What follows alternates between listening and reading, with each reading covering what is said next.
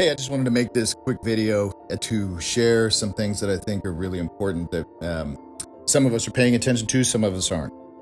So I'm a psychotherapist and I have lots of anecdotal information, stories, things that I've been seeing unfold over the past more than a decade in relation to kids, teenagers, families, all of us, and the effect that digital media, primarily social media, has been having. And it's a mess. And I can share those stories with you, sure. But what compelled me to make this video was reading Jonathan Haidt's new book, The Anxious Generation, a couple of times. Got through it once, had to go through it again. It's just mind-blowing what we have allowed to happen and are continuing to allow happen to our kids. As parents, we can all think back to when our kiddos were babies and the incredible experience that was. The future that lays out in front of them, we want to do everything we can to support them. And as they grow and they develop, we take them to enrichment, we'll take them to tutoring, we'll enroll them in sports or extracurricular activities, arts, etc. Right? We want the best. Many of us will spend all of our discretionary income on doing the very best we can to give our kids everything they need. And it doesn't matter where you fall in the socioeconomic status. Everyone wants the best for their kids. Unfortunately, we have taken our eye off the ball and allowed an experiment to take place. Allowing everyone to be connected all the time and letting our kids and teenagers have access to social media all the time has been a total disaster. Some of you are probably sitting there thinking, well, it's fun. My kid takes selfies, they make fun TikTok videos, they dance, they do all this cool stuff with their friends. Sure, that's fine and all. But what you don't see behind the scenes is that especially teenagers crave the acknowledgement and approval of their peers.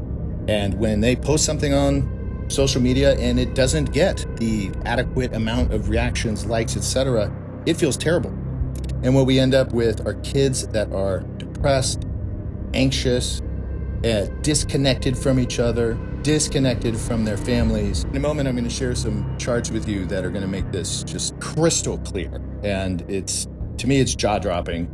I mean, I've been watching it unfold for years, but when you see the data play out in these charts, it's just going to blow your mind. And hopefully it'll urge you to take action. We don't have to look far for the evidence, right?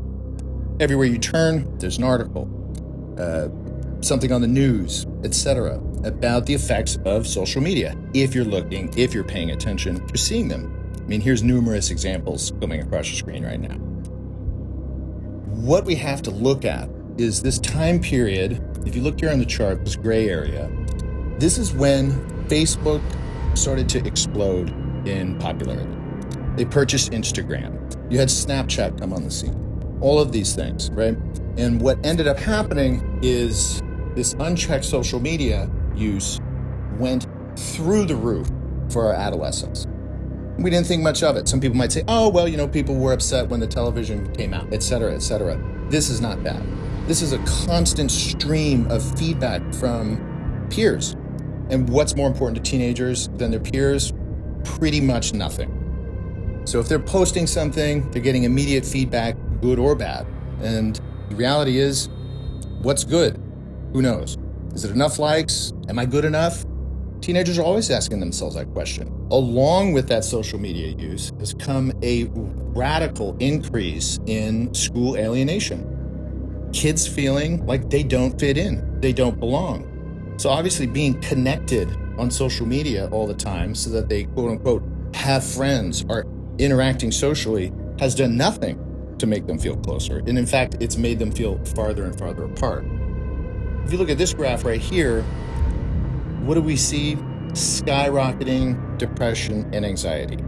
For me, this next graph is probably the most frightening. This next graph, this is showing you the rise in emergency room visits amongst teenagers for self-harm. We're not talking about an accident, falling off their bike, riding around wild on an e-bike, crashing their parents' car because they weren't paying attention and being a careless teenager. No, this has nothing to do with that. This is about being so unhappy, so anxious, so depressed, so miserable in your own skin that you hurt yourself. These kids are hurting themselves, whether they're inflicting injury, whether they're attempting suicide. They're ending up in the ER in astronomical numbers. We've got to do something different. We can't continue this way. Now I figure I might as well show you something that is not on the rise. Some things are actually going down, and here's one of them. This is a graph of high school students who don't see their friends anymore. In that same time period, that same gray area that we were looking at and on the other charts drops right off the face of the map. Seeing friends in person. So how are you going to answer your kids when they struggle? When they come to you one day, they say to you, what did you do to help me? What did you do to protect me from something that was unfolding, that was damaging how my brain is wired, how I feel about myself, how I relate to other people? Why am I so depressed? Why am I so anxious? Did you help me? What are you going to tell them? Well, I hope that because you're a loving parent, you're doing your best, that you'll tell your kids, hey, we learned that it was a problem. Yeah, it went on too long, and then we found out. And so we changed course, and we doubled down on fostering your connection with your friends, playing together as a family, being present, taking you out in nature, showing you the simple beauty that exists in life. Hopefully you'll be able to say to your child, we taught you that you don't need it. You can leave it behind, and you can be confident and beautiful and wonderful and accepted for exactly who you are. But we did what we knew we needed to do. We opened our eyes, we made the change, and we protected you.